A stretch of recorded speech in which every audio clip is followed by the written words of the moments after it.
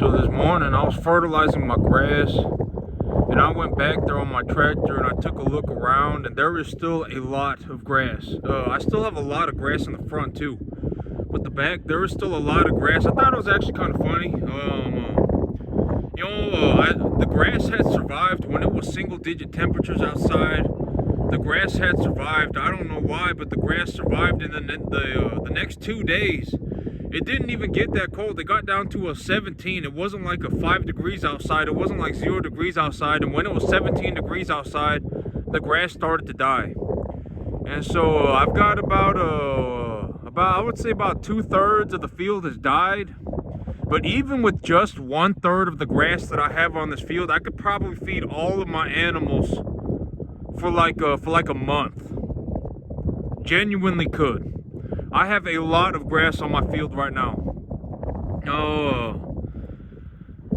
Oh, it's a lot. The animals are high, or they're over that way because there's a lot of grass back there, and so they go to the back, they eat the grass, and then they're just kind of sanding it up there. But there's a lot of grass in the back. If just with the grass, even with just 1/3 of the grass that I have right now, I could feed all 20 of my animals. Probably for another month if the grass didn't grow anymore. I have that much grass on the field right now. I did not realize how much grass I had until I went back there on my tractor. But my grass has started to die. But it's okay. I'm still keeping an eye on it to see if it stockpiles. And dead grass, I said in the about 2 days ago, the reason that grass dies when it freezes is because the cell that holds water inside of the grass has frozen, and when it freezes, the ice crystals puncture the cell wall, and then now the plant is unable to store water. But so long story short, the grass is dead, but it's dead because it's unable to store water. It still has the other minerals in it, like nitrogen, phosphorus, potassium. There is still nutritive value to the grass, but the grass is no longer able to store water because the vacuole has ruptured. And so the grass has died, but the cattle can still walk around and eat it. And now the big thing that I'm looking to see is if the grass stockpiles. And my big thing, so yesterday I went over to the co-op to pick up fertilizer and supplies, and yesterday I spent $759. And for $759, I probably bought enough supplies to last my farm about a month and a half. And so just over a month. And so realistically, I spend about $700 a month running my farm. And I have so much grass on my field that even if I didn't grow any more grass for the next month, and I lost 2/3 of it, I could still probably feed all of my animals well for another month, realistically. And so, me, that's the thing about me. It's like, even if I didn't say anything, right? If I didn't say anything, it doesn't take a genius, right? I mean, it's just common sense. Like, somebody can just look. The average person could just look and see and go, oh my God, this is probably the greatest farm that I've ever seen in my life, right? It probably is for most people. It's very hard. It's very, very, very difficult to see a farm. It's very rare. I'm just going to be objectively honest. And a good way to see this is to just go outside and take a look around. I mean, drive around the corner, right? If I drive around the corner, there's several hundred acres of farmland. I pass by several hundred acres of farmland going to work in the morning. When I go to work, I pass by several hundred acres of farmland. Yesterday when I was going to the co-op, I drove through 3, 4, 5 towns. And not a single person. I did not see a single farm doing this well, objectively speaking. And and I know that may sound arrogant, right? But I'm just speaking the truth. A lot of people, when the average person, if they were to just speak objectively, if they saw a farm like mine, they would go, oh my God, this is probably the greatest farm I've ever seen. And I make a lot of money. Why hide, right? I mean, there is, I always say there's no way to hide. A lot of people, they try to hide, right? They try to hide in the tall grass. This is what everybody, people gonna see, okay? You can't hide from anybody. Like, you may think that you have a front and that you have a mask on, but everybody sees. Everybody sees. You know, it does not matter. It does not matter what that front may be. Everybody sees. You know, like me, a good way to look at this, like there are people in my life, right? There are people in my life that when I succeed, they want things from me. When they see me doing very well for myself, they want things from me. But when I don't do very well, they won't help me. They're not willing to pitch in at all. And so that is just an honest coming to God, right? I mean, let's just be honest with ourselves, right? Why would I go out of my way? And this is why I say I'm not a Boy Scout. You know, I don't really see any reason to hide. I mean, if I'm very successful, it's going to be very obvious. And this is also, what I say, as long as I'm on an upwards trajectory, it does not matter where I'm at. And I think that's something that could be, that should be held true, that is held true for everybody. As long as you are on an upwards trajectory, it does not matter where you are. The further you go, the better you'll be doing for yourself. And that's what's important. At the end of the day, there isn't any, nobody should look at me and idolize me. Nobody should look at me and go, oh my God, this guy makes $12,000 a month farming 10 acres. It's not, there's no reason to do that, right? I mean, like, okay, because let's look at my farm, right? I got 20 animals right now. Around March is when I get my tax benefits check. Even with just what I got going on right now, in the next 4 months, I'll probably make about $45,000, even with just 20 cattle. And so, and it's obvious. Like, when people see this, I mean, it's obvious. There's no reason for me to hide. There's no way that I can hide, right? I mean, people can just look at this and they'll know. I mean, it takes common sense. It's all it takes, right? I mean, if I drive around for 5 hours, I may not, I've only seen one person and I don't really know what he had going on. And so unless I knew the man thoroughly, I couldn't even say that he was doing very good for himself. But me, it's like, I got 10 acres. I don't have any irrigation equipment. I have minimal equipment. I grow enough grass on my 10 acres to feed like 100 animals. And it cost me like $750 a month. And so it's common sense, right? It doesn't take a genius to just look at this and go, oh my God, he is doing very well for himself. And that's what I mean by, there's no reason for me to hide. Like, if I just didn't do any, like, if I didn't, like, when I make these videos, it gives me an opportunity to reach out to the world, right? I mean, maybe 500 people are going to see this.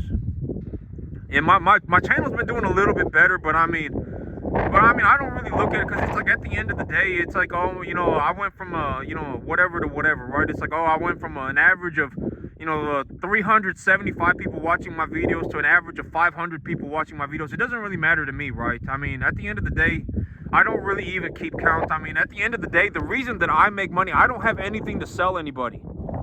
Like, I'm not here making these videos so that you buy something from me. I'm not here sitting here making these videos because I make money on YouTube. I'm making these videos because I objectively make a lot of money farming. A lot of people, like on YouTube, when they make videos farming, they're not actually making much money farming. They're making money off their YouTube channel. But me, I only make money farming. I don't have any courses. I don't have anything to sell anybody. I'm unwilling to help most people. Unless you're willing to pay me a lot of money, I'm unwilling to help you. Because, and I'm just saying that because it is what it is, right? Like, I'm a first generation farmer. I had to teach myself how to do this. I mean, there is, okay, like, let's say I go out of my way and I quote unquote help somebody, right? Because here's the thing about farming. Like, if I'm gonna farm, depending on the day, that there's only really about 10 days a year that I can actually plant the crop. It's only about 10 days a year. Because if I do not plant in those 10 days, the weather is going to be off and my crop will not develop properly. And so if I'm going to spend one day off of my farm, 1 out of 10 days to go and help somebody, quote unquote help somebody, which is not actually helping somebody. A lot of people, when they ask for help, they're not asking for help. They're asking to be saved. They're asking me to sit there and hold their hand until they succeed. And that's not, I can't do that. I don't have time to do that. You know, I'm a first generation farmer. I taught myself how to do this. And so, you know, if I only have 10 days to plant the crop and somebody wants me to, let's say somebody wants me to plant grass for them, right? And there's only 10 to 12 days a year where I can actually plant grass. Why would I take time off of my farm to go and quote unquote help somebody else? And here's the thing, at the end of the day, you know, I'm not a Boy Scout, right? But at the end of the day, it is very important that I farm because I feed a lot of people. I produce a lot of beef. And so am I really helping anybody by leaving my farm and holding somebody's hand for a day? Not really, right? I mean, I'm probably going to help more people if I just sit on my farm and grow more beef. And so I know that may sound harsh and that may sound whatever, but it is the truth. Like me, when I sit here on my farm and I'm sitting here making a business plan, looking at my soil, you know, fertilizing my plants, collecting soil data, looking through my feed inventory, making sure that I got good supplies. When I'm doing this stuff, at the end of the day, all this stuff ultimately turns into me feeding people. And so it's like, why would I leave my farm? Unless it's for a drastic amount of money. And $5,000 a day is a starting point. For most people, I wouldn't even go out of my way to help them for $5,000 a day. I probably wouldn't. Because it's like, you know, a lot of people, they you know, it's a lot of just, they're, you know, like let's say I plant grass for them, right? Let's say I plant grass for them, and let's say they let their cattle out on it too early. They're not paying attention, and one of their cattle bloats and dies. And now they're gonna point the finger at me. Oh my God, you know, the grass that you planted, my animals were eating it, and they bloated and they died, right? Let's say I go out and I plant the field, right, and I charge them $5,000. And then I plant their, let's say I charge them $10,000. It takes 2 days of labor for me to plant their field for them, because I have to plow it, I have to collect soil data, I have to go in there with a drill and I have to plant it, and then whatever, right? And let's say I charge them $10,000.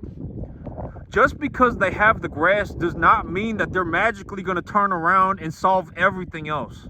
Like, they're not, you know, like me right now, realistically, over the next 4 to 5 months, I'll probably make about $45,000, $50,000 just on farming. Just because I go and plant the grass for them, they're not magically going to become a good cattleman. They're not magically going to, you know, they're not magically going to do everything else. They're not magically going to just start running a business by themselves. They're not magically just going to, give their animals proper medicine. You know, it's not, there's nothing that I can do to actually help people. At the end of the day, I know that is very harsh, but if you really think about what I'm saying, it just kind of is. There isn't any way for me to actually help anybody. A lot of people, when they're asking for help, they're not asking for help. They're asking for somebody to come in and hold their hand. And so, you know, I mean, it may sound harsh and it may sound whatever, but at the end of the day, when I sit here on my farm and I raise cattle, I feed people and I get paid because I'm feeding people. A lot of people. I probably produce like 100,000 pounds of beef on my field a year. And so, you know, you got to consider that. I mean, you got to consider reality for what it is. You can't just sit there with some bias and be like, oh my God, you know, he make a lot of money, he must not be a good person, or whatever it may be. You know, you got to think about reality for what it actually is. And so, you know, like me, if like, let's say me here over the next 5 months, I take a look at what I'm doing and it's like, oh yeah, I'll probably make about 50,000, right? And let's say I pay half of that back to the bank. That still leaves me with $5,000 a month left over that I'm making on this field. And so, you know, and to put money in perspective, it's like over the last couple of weeks, over the last 2 weeks, I've really been putting parts together to make myself an AR-15 lower. And I figured that what I'm going to do is I'm going to take apart my PSA lower right now, and I'm going to use the parts from my PSA lower to put onto I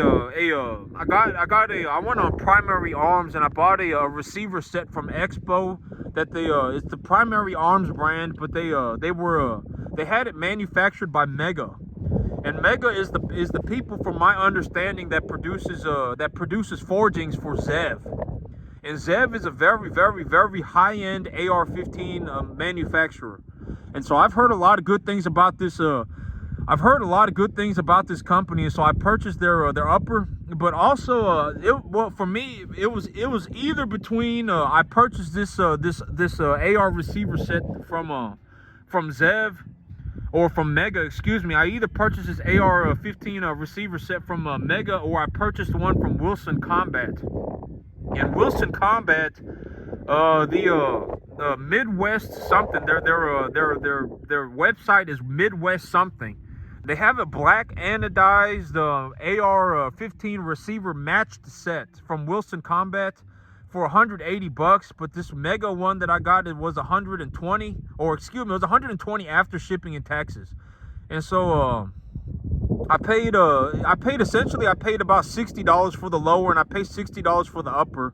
I'm gonna take my whole I'm gonna take my old PSA AR-15 parts lower apart to make this a new lower. And so it's like over the last 2 weeks, you know, I've been very mentally stimulated. I've got a lot going on for me, and it cost me $65.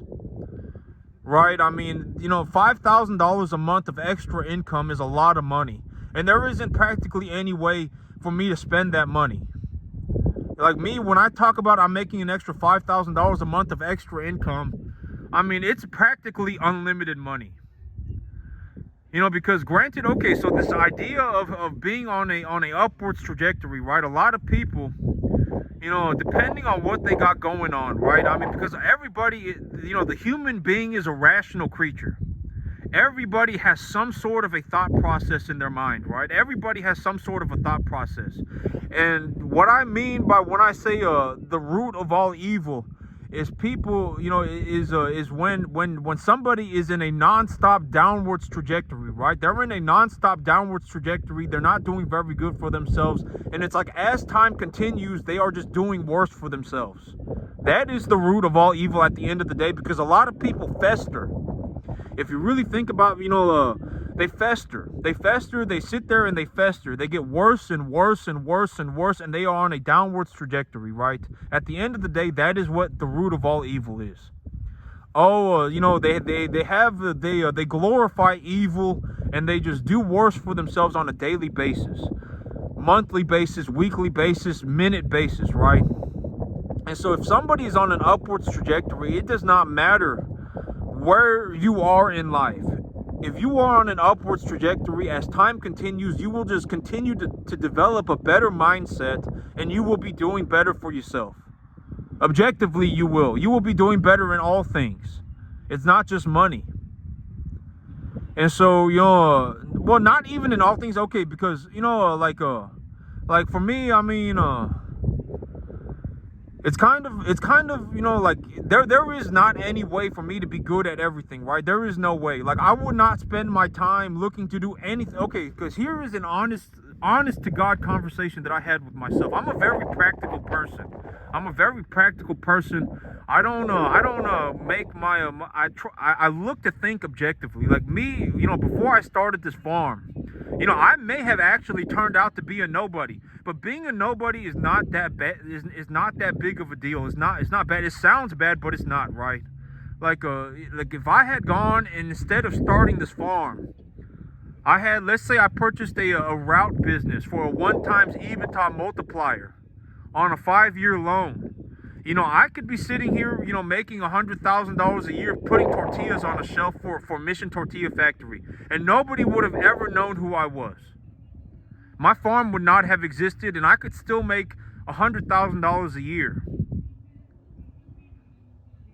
You know, and, you know, but is that really the work? You know, like just working 5 days a week and making $100,000 a year, or not having to work, you know, not having to live balls to the wall for a farm, you know, for a business.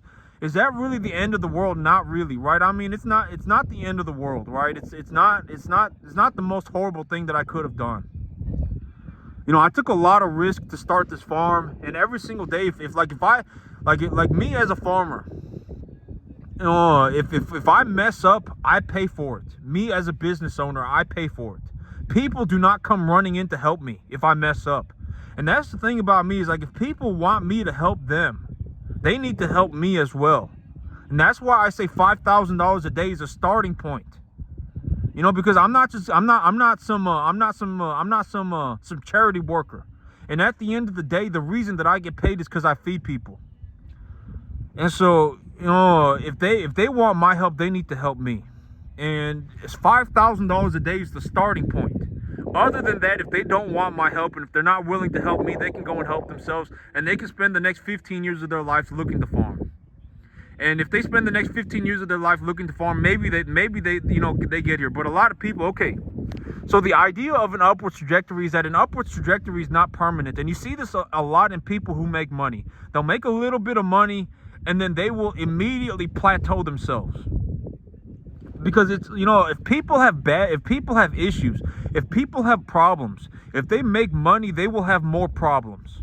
At the end of the day, realistically speaking, if somebody who has problems makes more money, they will have more problems. And so, like, let's say they start doing better for themselves, and they start doing for themselves, and now, you know, every single weekend they're going out every weekend.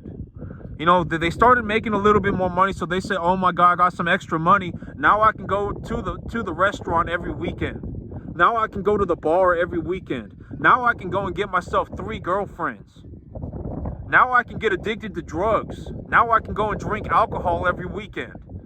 Their upward trajectory will become a downward trajectory. Like, it's very rare to see someone like me, someone who makes $90,000, and the only thing that they spend their money back on is back on their business. It's very rare. You almost don't see it. A lot of people, when they make money in their business, they do not put the money back into their business. They go and use it somewhere else, because ultimately, deep down, that the rational human being, deep down, they don't really care about the business. They only care about the business to a point where it produces enough money for them so that they can go and do something else. Ultimately, they do. You know, deep down, that is what it comes down to. You're rarely ever going to see someone like me, someone who made $90,000, and the only thing that I spent my money on was my business. You're almost never going to see that. And so, I'm not saying that everybody needs to become a farmer to become wealthy or to have a lot of money. Everybody does not need to become a farmer. But maybe my life, somebody, looking for just something, maybe that they'll hear something from me and it'll help them, right? Maybe it will. You need to put yourself on an upward trajectory. If you start doing a little bit better for yourself, but your problems get worse, you're not really on an upward trajectory. You're still going downhill. You need to think about doing better for yourself. And what does it matter? Like, don't look at me and go, oh my God, this guy making $11,000 a month farming. Now it's unfair. Now, oh my God, don't idolize me and don't hate on me. It took me my whole life to get here, and I'm a first-generation farmer. I taught myself how to do this.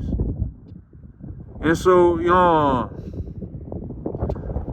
if you're doing better for yourself, what does it matter, right? What does it matter? I mean, what does it matter what someone like me says? What does it matter what anybody else is doing? If you're doing better for yourself, that's what matters at the end of the day. Don't idolize me. Don't hate on me, because at the end of the day, you don't know what it took to make me. You don't know what I go through on a daily basis, right? There could have been a reality where I was legitimately putting bread on a shelf or tortillas on a shelf, and nobody would have ever known that I was a farmer. Nobody would have ever known that I even existed. Legitimately. Granted that I only, I reach about 500 people a video right now, but even the 500 people who watch my videos, right? None of y'all would have even known me. None of y'all would have ever even seen farming at this level. And so, you got to consider that. And it's not the end of the, like, if I became a nobody, I wouldn't have been mad with God about it, right? Because I became that nobody through my personal choices, right? I said $10,000 was enough for me. If I made $10,000 a month and I could buy myself a big truck and write it off on my taxes, if I could make $10,000 a month, it wouldn't have, I would have done it through my free will. Because, and I would have never started this farm, right? And so it's not the end of the world. Becoming a nobody is not the end of the world. And it's nothing to be upset about. Don't be mad at God with it or anything, or don't be mad at me about it or anybody else. Don't put yourself in a festering situation, because there are a lot of reasons for people to start going downhill. And you see, and it's not, just because someone is going uphill does not mean that they cannot go back downhill. Like me, if I had made 90, if I bought myself a new truck and I bought myself whatever, whatever, right? I mean, there could have been a lot of things that I could have done that would have ruined my upwards trajectory. But as of right now, when I look at my life, I'm making about an extra $5,000 a month. And, I don't have bad habits. Like, I don't go around drinking every weekend. I don't go to the restaurant every weekend. I don't go and buy myself super nice clothes. I don't go into, buy an F-350. I don't, it's not, important to me that I go and I don't live to impress anybody, right? At the end of the day, if I have money in my bank account, I'm happy about it, and that's it. And I do very well for myself, right? And there's no reason for me to hide. I mean, there is no hiding. You can't hide. Nobody can hide. It does not matter who you are. You cannot hide in the tall grass. Everybody gonna see. Somebody with just some basic common sense could look at my field and go, "Oh my God, this is incredible!" Right? It's like me watching Usain Bolt run. Like, if I watch Usain Bolt run, I can sit there and go, "Oh my God, that's easy. He's just running. That's all he's doing." But if I talked like that about Usain Bolt, I mean, people would think that I was retarded, right? And it's the same way with, if you think that this is easy, go and try it. See how far you get. That's it for me today, YouTube. Y'all have a good one.